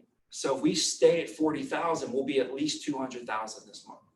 Our goal is 50,000 because we want to do 250,000 this month, right? So we ended the week, great week last week, the biggest Sunday we've ever had, 13,000, you know, on a Sunday. And Monday, though, I saw our call night wasn't the best. We had a lower call night on Monday. So I was like concerned a little bit. I said, don't pull it out, make it happen. But we didn't. Tuesday was bad. Wednesday was not much better, okay? So we had 2 bad days in a row. We can't let this turn into 3 or 4 or 5 of these suckers in a row, all right? So it's gonna be on us, the leadership, to lead this ship and turn this ship, you know, around and get it rocking and rolling again. You know, we gotta throw some tools on the fire, whatever we gotta do. If you gotta throw some extra incentives in for the weekend, for phone night tonight, whatever we got to renew some people's vows, whatever we got to do today. But I know that if you guys just like get all fired up and fucking just lead from the front, like your people behind you are just gonna, they'll just catch on, you know. Like sometimes the best thing you could do is just go in there and just lead and just have them sit right with you. I'm like, look, I just said another one, just said another one, just said another one. Let's go, bro. Come on, let's go. You're up next. Here, you know what? Let me call for you real quick. Boom, boom, boom, boom. Set you on. Let's go back over here. Like best thing I ever did when I was a manager. I go in there, I'd make calls, and then I'd set an appointment for my guy. Puts the pressure on. Game over. Game over. Game over. Set one appointment for your guy. You know what I mean? Game over. Josh knows. Josh was in there one day and he was calling. He's like, nobody's picking up. And I was like, give me them leads. Right in the call room. I called. I swear I can't. You could ask him. This is a true story, true life. I'm not making this up. First person I called answered. Like, Joe. I'm like, just answer. Hey. Okay, sure. Hey, look forward to seeing you on Friday. I'm like, bro. Right? So that's a huge play you can do for Josh fun. probably like, you got lucky. That's always an excuse. You got lucky. So anyways, that can really help to fire your guys up, you know. But whatever it's going to take, let's get this weekend turned around. You know, Sunday can be a big day. We gonna need, I mean, 46,000. No, I'm sorry, 44,000. We're at 6. We're about like 6,000 for the week. So we're gonna need 44,000 over the next 3 days, with a minimum of 34,000 over the next 3 That's like days. 10 to 13 a day, pretty much. Yeah, 11 minimum, 14 to 15. So if we can put up some 15K days for the next 3 days. No, that's nothing. 10K for us is 10K for us is a normal day. 10K is like a good normal average workout. We got a little workout in, probably didn't break too much of a sweat. You're not gonna be too sore the next day. You know, 10,000 is us. 15,000 is gonna be a little bit of a workout for us. We're gonna have to work this sucker out this weekend if we wanna bank 15,000 a day, you know? But hey, that'll get us in shape for next week, right? So, but yeah, and I think that's everything we really wanted to go over. Besides, like I said, I only think I had maybe pulling off the PMPs today for everybody. Other than that, nothing else really here. Let me see if I have any notes. Oh, from home office here. Let me just tell you what home office said. I had a call with them yesterday, and it was all about codes. We had a half-hour meeting all about codes. So the data still proves the same for the company. They just brought it to us. Hey, just as a reminder, just keep in mind you'll average about 15 to 20,000 ALP per code. You know, so basically it's the statistic we always use. If Blake gets 1 code a month, his team's going to do about 5,000 a week. So if you code Elise this month, and the next month you code Joe, and then the following month you code Chris, and you just keep staying at 1, by the end of the year next year, it sounds like you think, well, no, by the end of the year I'd have 12 people, we'll be doing 20 grand. Unless you've got some magic sauce that AIL don't know about, you know, statistically you're gonna be doing 5,000 a week, right? So the only way you're gonna get to 10,000 a week is we gotta figure a way we can start coding 2 people a month, right? And it takes about 3 months of doing that before you see the results. So like for Vince to start doing 20,000 a week consistently as an MGA, you have to do about 4 codes a month, but it would take you 3 months of doing that before you can start to see those results, you know? So just keep in mind, some people will get the 4 codes and then they're like, where's the 20 grand? And you gotta remember, we're building a business, it takes time, right? If you're a short-term thinker, all you're doing is stacking bricks. Remember that whole thing we talked about, right? Short-term thinkers are what? Stacking bricks. Yeah. Mid-term thinkers, they can see maybe past today, they can see for the week, maybe a month, right? They're mid-term thinkers, they're what? Building a wall. They're building a wall, right? Long-term thinkers are what? They're building a castle that's going to house all their family's dreams, you know? So with you know, with that being said, guys, make sure you guys, you know, have a game plan for all this stuff. What do you think the biggest thing that Vince and I need to work on over the next couple of months, you know, developing him properly and, you know, getting scored? Well, what do you guys think first? What do you guys think? What do you think you need to work? What do you think you guys need to work on? I know what I think. Yeah, let's talk about it. What do you guys think? I think the biggest thing is just pipeline, getting a pipeline and getting the recruiting system down. For sure, 4 hours a week. Oh, yeah. It's the biggest thing, I think. So I think when you're an MGA, you gotta have good systems, right? That's why Brody does really well. He's very systematic, and he just trusts in these systems. And like if it says to do it at this time, my dude's doing it at that time. You know, he's disciplined. He's very disciplined. Not the most charismatic person, extremely disciplined though, you know? I mean, obviously you see Brody's not like, he's not on Instagram or nothing. He ain't like this big personality that you see, but my dude quietly got $100,000 quarterly bonus, the most in the company, two quarters in a row, you know? So, what was I saying? Oh, systems. He has good systems in place. And I saw that and I was like, he's going to be a great MGA. I could go to sleep at night and not have to worry about Brody, you know, because he just had these systems that were just, that ensure your success, right? So I think we got to make sure you have good systems, you know, in place, right? Which pretty much should, you know, should be the same systems that you're using. Well, all of us are using systems right now and they all need to get better, you know? I know that. I know that whatever system we start at is not going to be the system that we end at. It's a very simple right now, but it's going to become more complex over time. You should want that, you know? And so whatever systems that you have in place for your schedule, making sure you have a good schedule that you have to run the MGA schedule, you know, which is getting other stuff done.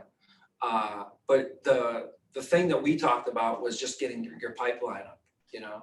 Yeah, I said, if you got 20 people in your pipeline, you could be an MGA and you'll have enough, just enough momentum. You have enough people that'll last you for 2 or 3 months, which gives you enough time to get more people in the door and get that ship, growing, right? Yeah. The MGA contract is a growth contract. The reason you have an MGA contract is because you have proven that you know how to grow a deal independently without the help of somebody else. That's why you're going to be an MGA, because you can grow a deal. So what they would say is, when you go be an MGA, even if you take one person, it don't matter. You're an MGA and you know how to grow a deal. That's the whole thing. And if you go be an MGA, that's the whole point. Is you should feel like I can go anywhere. I can put a deal. I can grow a deal. I put that, and I can grow a deal from something. That's what an MGA contract is the grower. You're the grower, which is the head coach. The head coach is the recruiter. Nick Saban is sitting down at people at their kitchen tables, recruiting people. That's what the head coach is doing. He's recruiting people, and then he's putting them into the system. Recruiting people, putting them into the system, overseeing practices, overseeing the training. He still gets his hands dirty. He'll go down there and coach them on how to block. Hey, you're not blocking the right way. He'll still go down there and coach, but he's really going to be sitting back, running practice, making sure the linemen are doing what they're doing, the quarterbacks are doing what they're doing, making sure everybody's cool. Their quarterback over there got pissed because the one guy, let me pull him aside, talk to him a little bit. They're doing counseling meetings, personal development meetings. So you're more of a head coach when you become the MGA, which you really don't want to be, what we're going to be for a while. Until you're doing a good $100,000 a week, you're still going to be training and writing business. But that's not your number one main focus, right? You want to be doing it through your people. So really, you don't have a lot of people really coming at you as much. So that's what I was trying to help Gio work with is he really, I want him to only have like 2 or 3 people that he's talking to, and then them have their people that they're talking to. So he don't have 47 people coming to him at a time from all different angles. That's not a good hierarchy. It's not a good structure for your team to be run that way, So it's just all that stuff, but I think the biggest thing is, I feel like if you had a pipeline, and we're gonna have a big one. if you had Arsenals are gonna be it.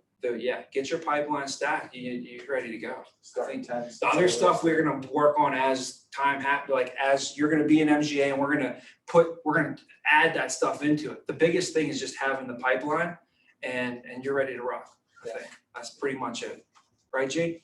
Yep. And then, but also there might be some things that you want to work on, like, hey, I want to make sure his third interview is at the end that he's like explaining this to them, or I want to make sure that after they come in that we're doing a good part B. Maybe Vince needs to help on a part B.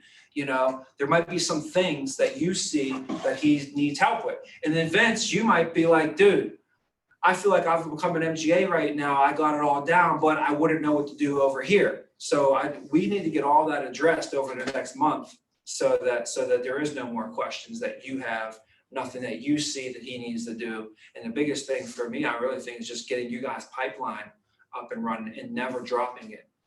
Showing a consistent recruiting system that ensures your team's growth success. That's what we got to have. Because all the other stuff is pretty solid, I think, right? You got leaders that are, everything else is good. Just the pipeline, get a good pipeline, you guys should be off to the races, man. Literally off to the races. And that goes for anybody. If you're like, man, I wonder what's holding me back from coming, you gotta get your pipeline going. The number one thing an MGA can do is show that they can get at least 4 hires a week. Yeah. Anytime you want.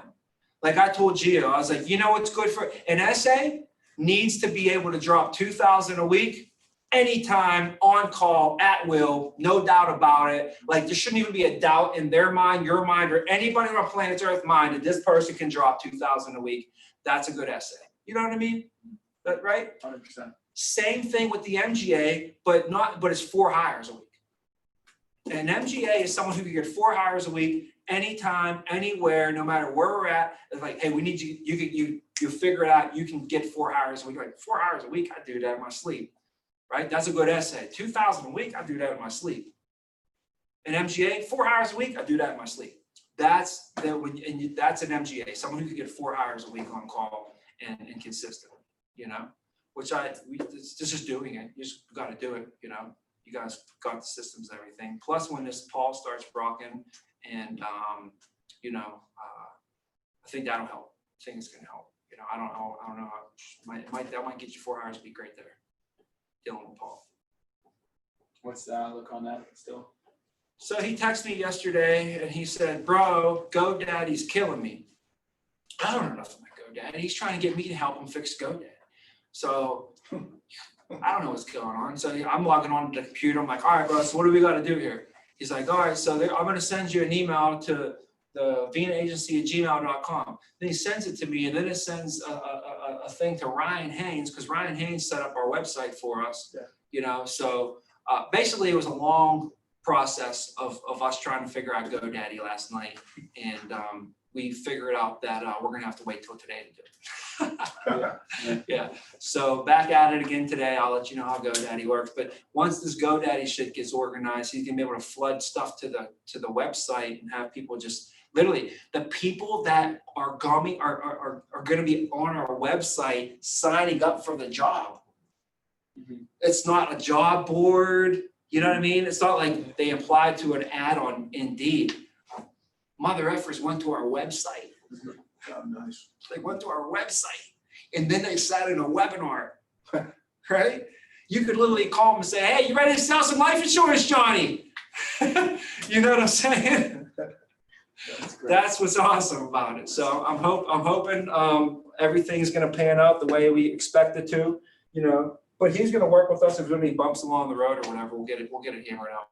So All right. I'm excited about that. Really, you know. But yeah, any other questions? That was a good question. You know, what does it take to be an MGA? That's always the first answer to me. It's 4 hours a week. It's always it. You know. So Blake, same thing for you, man. We got to make sure by the end of the year you're able to get 4 hours a week. Everybody here, we got to be able to get 4 hours a week, you know, and have a system set up for that. Just a system set up, you know. And a lot of times when you have managers, it helps. So when you have a lot of leaders, you're going to easily get 4 hours a week, because each leader should be getting at least 1 hour a week. In I'm management. gonna be dumping 100 into that. What was that thing we're doing? It's like $10 per thing. I'm gonna do 100 into that every single week, and then on top of that, do my own hire or do my own recruiting and have Elise doing it too. So it's gonna be a triple threat. Yeah, Blake. So next week on the 16th, we have Zipper doing that drop. That's just a 1 week thing we can do that for. And he'll do that for us like every 6 months or so. Oh, okay. Okay, I gotcha. Yeah, but there's other, He's talking about the job forms too. there's the jot forms, just to reiterate, guys. The jot forms are gonna be $40, and they're gonna be people that went into the group and filled out the thing, and then it'll come to you that same day, and you can call them and book them for, I don't know. We haven't done many same days, and I don't know how good same days would be versus next days, but definitely book them for the next day at the latest. You know. Enough time to prepare. Yeah. I mean, think about it. They got to go home, talk to their spouse, things of that nature. Sometimes I'll have people come in. They're so fired up. I hire them, and then they go home and they talk to their spouse, and Just happened to be the other day. yeah. Share a car. They both are in real estate. Can't leave her. Tommy, that's actually something I was He went, oh, you're right. that's something I was thinking. I'm gonna go tell her. And then he came back. Oh, that still can't. Yeah. So a side thing though, guys, is try and have the spouses in the thirds. He did say he was embarrassed. He said he's embarrassed. Yeah. Try to have the spouse in the third interview, because he cannot sell it to her like you can sell it to her. You know, you tell him one thing, he got to go back and Telephone. yeah, Wife's gotta be sold. yeah, they do for It's for the sure. Christmas party. Yep. Get them up there. And invite him to the Christmas party. There you go. See, for real. Blake said something. Blake, did you say you had a question? Oh yeah. So I was thinking about that. So that's what happened with Elise and I. We had a bunch of recruits set from Synergy on Friday, and then come Tuesday, I feel like that was too much of a lapse in time, and it affected our show ratio a whole lot. Speaking to that, do you think it would be more lucrative to just focus on that at the beginning of the week, and so that that doesn't happen? There's not that layover time. Yeah, man. I mean, I know where you're at. I paid somebody to work for me full-time as a recruiter. They were my recruiting director, remember Liesa? Mhm. I paid her like $700 a week. Her job was to work Sunday through Thursday. And she started calling Sundays, was her start of the week, you know, just to avoid that calling Friday and the time lapse. But Friday's a great time to call in the same sense because it's the last day of the week. People are sick of their job, Mhm. you know what I mean? And you catch them and you could change their whole perspective, you know? I would just do some extra solidification with that for sure. And like, let's say you set them on Friday and they're coming in on Monday, on Tuesday, I'm sorry. You might make some more phone calls Monday. They should be part of your phone calls and just book them again, like rebook them, you know, call them and just, hey, we got you set for tomorrow. Let me remind you of this. Reminder call, you know, just like your dentist would. Calendly the shit out of them. You know, if you can do something like that, use Calendly. But Tomorrow, 8 to 12. so I think we should definitely get a jump on that. And remember, you know, recruiting doesn't always have to be setting first interviews too. You know, recruiting can also be calling your pipeline. It can be, setting your third interviews for the following week. It can be getting resources set up. Recruiting can be sitting with your person, getting their 10 personals and calling their personals with them. If you're gonna call on a Friday, I'm thinking that's probably a better use of your time than setting first interviews from a resume source. Would be setting personals, pipeline, your personals, calling through your friends and family, telling them, hey, before our company, it was tough. I'm trying to recruit and grow. We need to recruit and grow and build the business, but it was harder because people had to come to the office for an interview. And then you had to have a car, and all of our appointments are in person. So you had to drive out to the homes, and not everybody can really do that. Single moms was really hard for, you know, but now our company went virtual and people are able to do this career and they don't even have to leave their home. So they can meet with clients from their house. For instance, we have a girl, her name's Austin. She was a single mom. She couldn't work here before, but now she could, and she did this, and she's building a team virtually. So I wanted to call you, Uncle Frank, because I know you probably know a couple hustlers that are good at sales that would be able to, you know, potentially kill it in our business. And you might spend Friday morning calling all your aunts and uncles and all your friends from across the country. They don't have to be in Pennsylvania. You might spend Friday morning DMing everybody. Hey, our company just went virtual. People are making thousands of dollars a month from not even leaving their home. Give me a call if you want more information. Yeah, we gotta post like a income report or something, or get like a nice, not on the Vena agency, but at least us specific. Like, I think he just made 5.5, he made 4.5 on this advance report, right? Is that what that was saying, or was that ALP? No, that's Yeah, ALP. that was ALP. Yeah, I was gonna say, either way, still, you made 2.7, you made 2.5, you know what I mean? Like, we gotta definitely, we found a check online, we can do the check thing, or we can just get like a nicer income report screenshot that looks like, I don't know where we grabbed that from, that looks professional or something. Dude, I got Jordan Beckham got 100,000 followers on Instagram because I posted that thing last month. All I did is say, we get paid weekly income. And then the next week it said every week. And the next one said, our top person last week made this. And then the next one was a picture of Gio's check that he made, right? And that was it. And then he hit me up. He's like, hey man, my business is slow because of COVID. Exactly. I wonder if anybody else is experiencing that shit, huh? The whole world. Right? Hey, is your business slow because of COVID? Give us a call. Like, Gotta do that. you know what I mean? So it's out there, man. It really is. And this is the time when our business grows the most. American income grows the most when everybody loses their jobs. We got to take advantage of this while we can. We have not been. We've been very bad at this, guys. Yes. There's other agencies that are like, oh, virtual. This is great. Let's exploit this and take advantage of it. And they got hundreds of people in their group every week. It's all virtual. People just sitting at their house, eating popcorn, watching the shit. You know what I'm saying? Petting their dog. They're doing that. Last week, we had 4 people in the group on Tuesday. We're not exploiting it. We got to exploit the shit out of this, man. Because before you know it, the economy is going to turn back around. Everybody's going to have jobs. And you're going to call them, and they're like, ugh, I don't need this. And they're going to put their nose in the air because they got their job working in fucking Walmart. Right? Right now, everybody's eyeballs are open. Their shit is not secure. They're realizing like, wow, maybe this isn't a secure industry for me to put my family's livelihood in, right? They're all realizing this shit now. So we definitely got to be exploiting the shit out of this, man, you know, and exploiting your social media like crazy. I don't know. Well, I'm going to hire like a social media person to come in here and help us, all of us, get our social media on point. We'll figure this out real quick. I'll call the guy who's doing our shit right now. And I hired, what's his name? Peter Riker. Peter Riker was Mike Vassu's guy. And he flew up to Pittsburgh and he did a video for us back in the day for like me and a couple other people. I don't know if you saw it was a YouTube video, like the head of my house and the car and me and Jess getting interviewed. It was a pain in the ass, but he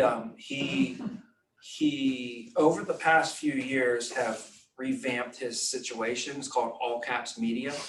And he does Albie's. Do you guys ever see Albie's social media? Has like some different kind of cool posts here and there. Yeah. He does Mike Vassu's social media. So if you want to find out like what he can do for us, he can do the same exact stuff for them. He can do anything we want on our social media. So like birthdays, we can, anytime it's somebody's birthday, or at least a manager's birthday is what I'd like to probably recognize, because we can do every single agent, you know, but on social media, give them a quick shout out. Hey, happy birthday at events today, everybody. Send them a message or something like that, right?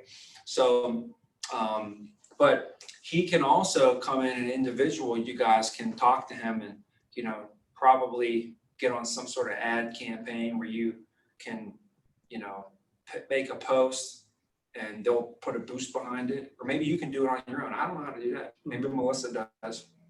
But you guys definitely should be doing some local stuff around here. I'm going to be putting money into the agency. Oh man, I don't know what is in here. I have no clue. It's just some green shit. Probably a little leaf. He's like, that piece of green shit. But that agency is going to be all around here.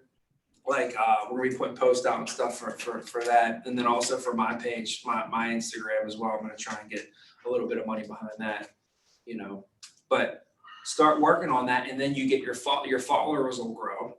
Your followers will grow, and then I think, you know, once you have to have like 10,000 is the minimum you have to have. Then you can get one of those check marks, you know, and get certified on there, which is cool. And I'd like all of us to start doing that. Yeah. What if all of our agency like had this big massive social media following? Every single person did. We all had our own little pockets. Tommy makes a post, right? Tommy makes a post on his page, but he tags Drew in it and me and all of us. Well, all the people that follow me don't follow him, right? But you tag me, now they're going to see, all my people are going to see you, so then you get those followers. Like that's where Gio gets a lot of his followers, is by tagging like me, and then they see it and they're like, I'm going to follow Gio too, because he's always rolling with Tommy. You know, people hit me up, I swear, like I see Gio's always working.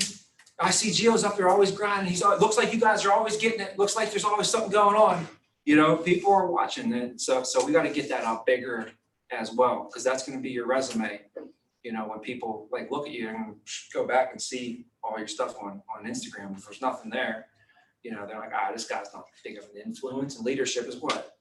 Influence, you know, like they're like, wow, this dude must be a leader. Look at all the, you know, so it helps. It just helps. It ain't going to, you know, make or break you, but it definitely helps. Everybody tells me like, oh, I see Tristan on. Yeah, because Tristan fucking spends a lot of time and money on that shit. You know, he has people follow him around. He pays them money and they put him out there. They don't give a fuck.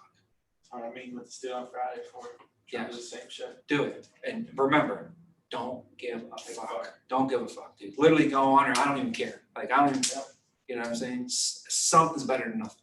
That's why I just start posting. No, I'm just taking clips from our meetings. I'll just find, if you're number one essay for the month and you do a fucking fire ass thing, I'm gonna take like 30 seconds of that shit. We're gonna put that on there, you know?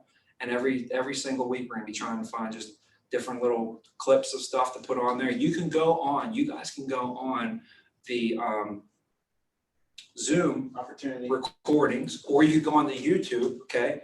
Watch the YouTube video and then record the part that you want to use. Like we could go to the recognition meeting right now on YouTube when Nolan was the number one essay, right? And we can literally find 30-second clip where he was talking about something. And yeah, it could be money. If you don't got it, you got to learn how to get it. Here's what I learned about money. And then 1, 2, 3, and then boom, it's off. You're like, what was that about? You know, it catches them a lot. Like I like how Gio started when it was like, I like waking up in the morning. Who likes doing that? Like, that's how it opened up. The meeting opened up with They don't that. scroll past you. It's catchy. It's catchy, right? And at the end of it, we're gonna have the Vena agency thing come up. I told Ryan, I sent it over to Ryan for the one I just posted on my page. And I said, he said, okay, I'll put at the beginning the Vena agency symbol, and at the end it'll come up. And I said, no, just put it at the end. So when you're scrolling through, it just starts with you talking, right? And then at the end, it's like, boom, Vena agency. Yeah. You guys see how that worked? Mm-hmm. Right? That's kind of how we're gonna have them go, you know? But who cares? We'll just put whatever up anymore. You know what I'm saying? Something's better than nothing. 12 minutes to this group. Oh, we gotta get the group going in here. Good call. All right. Hey, Blake, man, we can't wait to see you coming out. Are you coming? On the group To the party? I'm coming December 5th? the 30th through the 14th. It's the most important Okay, thing, right? awesome. Cool. All right, brother. Look forward to seeing you, man. Yeah, you too. You don't play basketball though, right? I can. Do you hoop or no? You hooper? I used to. It's been a bit, but yeah. Okay, all right, good. If you can hoop, then that's good. Cause spoiler alert, I was gonna get us something that was basketball oriented for Christmas gifts. Okay. So if that's still cool. Yeah. Well, obviously, Austin and Melissa are gonna get something different, but for the guys, we're gonna do all basketball themed Okay. gift. Yeah, that's cool. All right, good deal. All right, well, Drew's gonna probably hang up on you now, bro. Hey, let's rock it today. Oh, yes, sir.